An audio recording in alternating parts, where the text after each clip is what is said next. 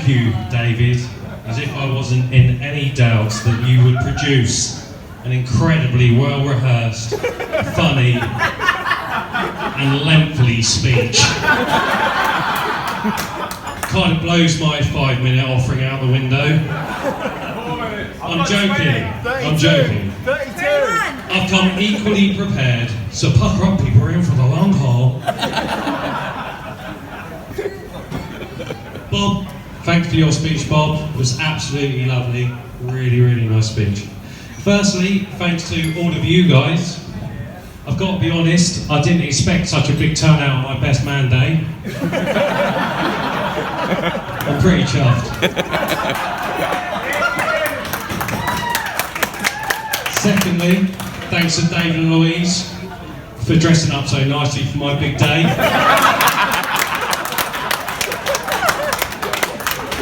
Well, oh Louise, don't go thinking you can steal all the limelight on my big day with that snazzy frock.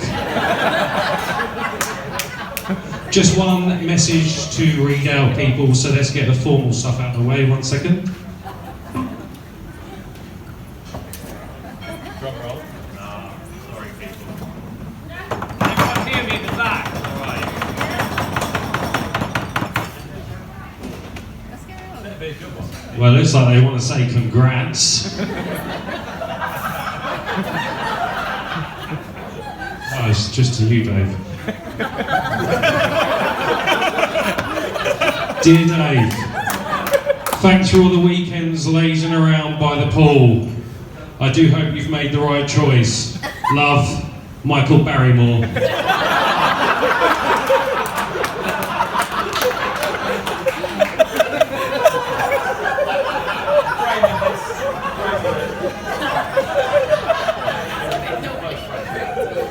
I'm sure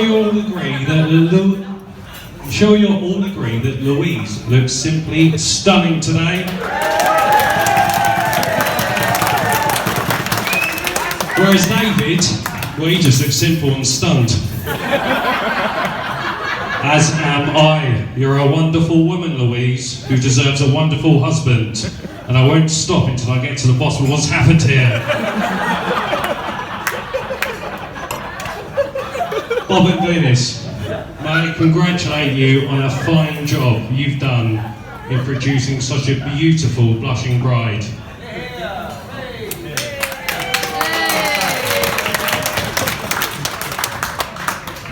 You too. Not done so well, have you? Disappointing.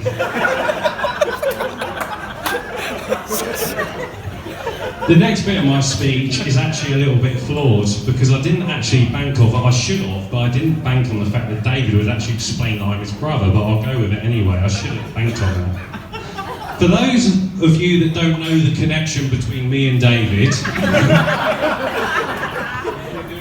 well, I first met David back in 1981. 3rd of October to be precise. He was in a bit of a rough patch.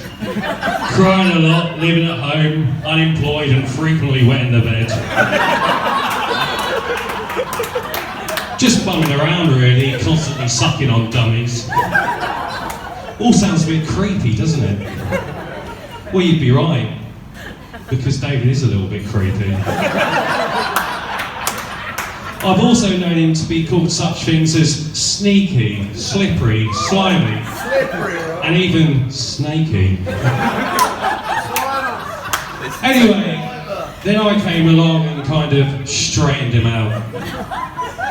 That's right, I'm his younger brother and best man, Matt.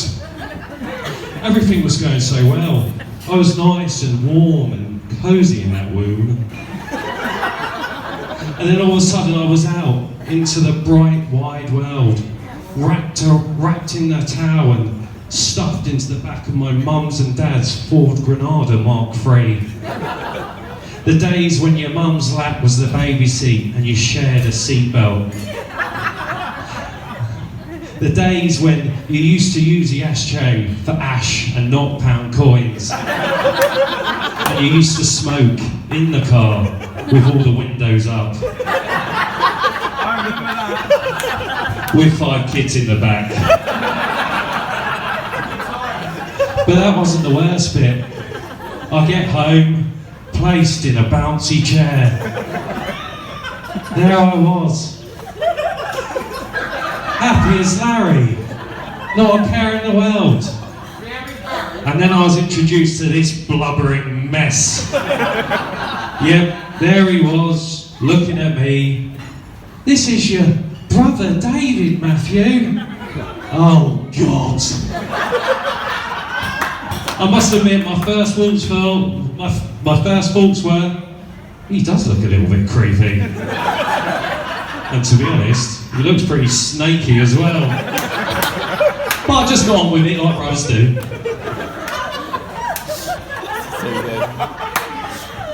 Things got better though, and if I'm totally honest, 36 years later, I was touched when I was asked to carry out this role.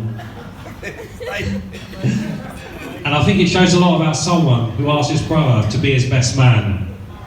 No mates.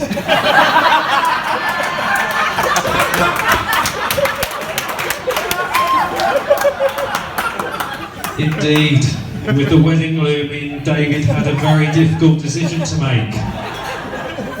3 brothers, but only one best man. In the end, Simon, Adam and I just had to draw straws. Unfortunately, I lost. I'm joking, of course. David was a great older brother, and I looked up to him a lot. Until about the age of 6 when I officially outgrew him. But he taught me a lot.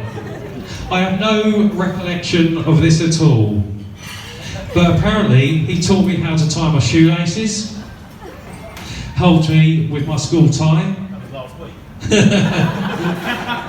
Helped me with my school tie, assisted me with learning how to ride a bike, and he even taught me how to execute my first ever forward roll, which, by the way, people, is hands down the best way to enter a tent. Which in your festival years will come in quite handy. Yeah, David and I did loads together. In the 1990s, we single-handedly took Yeovil Town Football Club to their first ever European Cup final on Championship Manager 2. And then did the Cup double the following year, complete with back-to-back promotions the 2 years after that.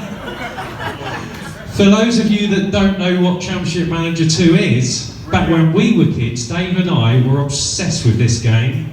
It was a game you played on the PC at home.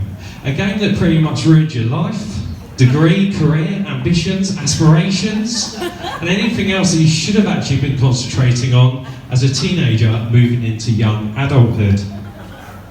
Well, it did for me anyway. Luckily, Dave turned out okay and got a job in the city. Well, so he says anyway. Whenever I actually call Dave, he's always in the car. I'm like, Dave, where are you? And he's like, oh, I'm just doing deals, and I'm in the office for the big banks in the city. More like David Brent life on the road.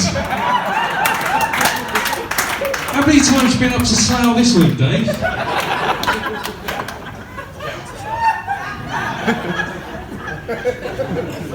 In truth, we've had some great times together, and we are great brothers.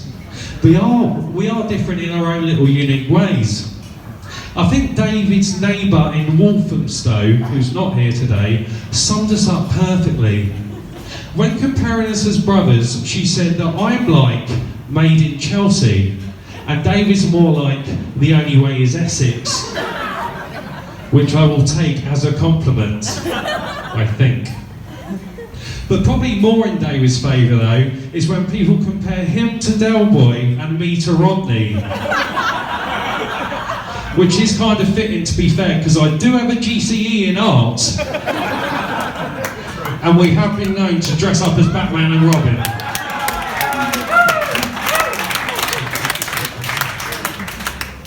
A bit more about David in a little while, but first of all, I'd just like to say a few thank yous. Thank you to Bob and Glenys for putting on this great occasion today. It's been absolutely beautiful, thank you very much. Also, I'd like to echo David's comments on thanking Drake and Morgan for making the day run like clockwork. You've been absolutely brilliant.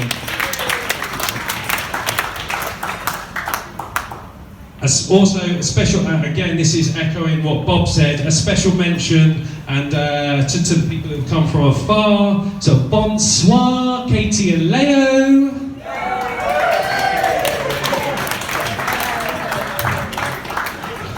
Mark and Joe Baker, all the way from Hong Kong. Well done, son. That is some serious air miles. But again, as Bob said, completely outdone by Pippa, Finn, Sam and Max, all the way from Australia. Where is Pippa? Pippa, cold over here, isn't it? Next, I'd like to thank a few people that have been really, really busy, and they're really important people.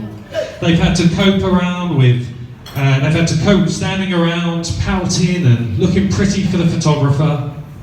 They've spent a lot of time on their hair, fake tan and outfits, and without them, I'm sure you all agree, Dave and Louise, the day just wouldn't have been the same. So a big thank you to the ushers, Steve, Paul, Matt and John. Steve, Paul, Matt and John, bloody hell, sounds like something out of the Bible, doesn't it? Thanks for your help today, also known as Groomy, Brownie, Herring and Dorfo. Herring? Remember, we've got the very important task of walking Gracie later. So, see, we picked Herring to do this task of walking Gracie because Brownie and Dorfo just couldn't be trusted. You can just picture it now, coming back from the dog walk with just an empty collar in Leeds. I don't know what happened, Dave. Well, what were you doing, Dorfo? Oh, I was flicking through my Paddy Power app, wasn't I? What was Brownie doing? He was on Tinder. Gracie, Louise and David's precious little Frenchie delivered the rings on time and without any issues. So I'd like to thank the Gracie girls. Put your hands up, girls. Florence and Bibi at the back. Girls, put your hands up, Florence. There they are. Well done, girls. Sorry, it's the water.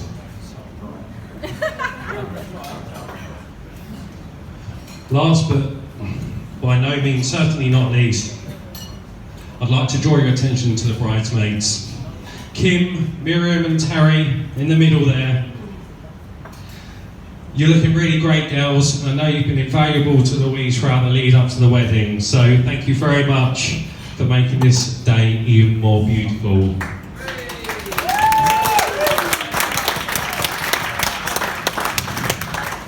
Hey, bridesmaids though, Louise is a good laugh on a night out though, isn't she? Louise is a great, in fact,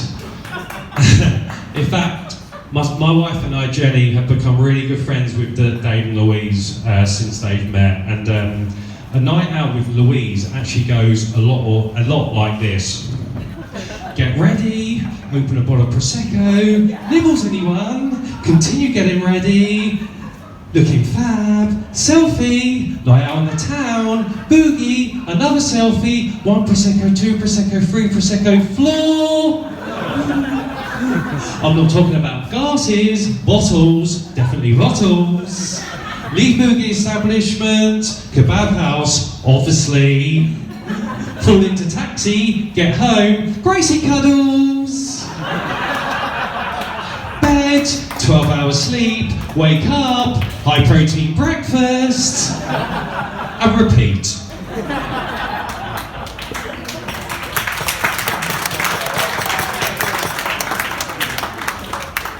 You do like a high protein breakfast, don't you, Louise? Now, I was told that I should include one bit of advice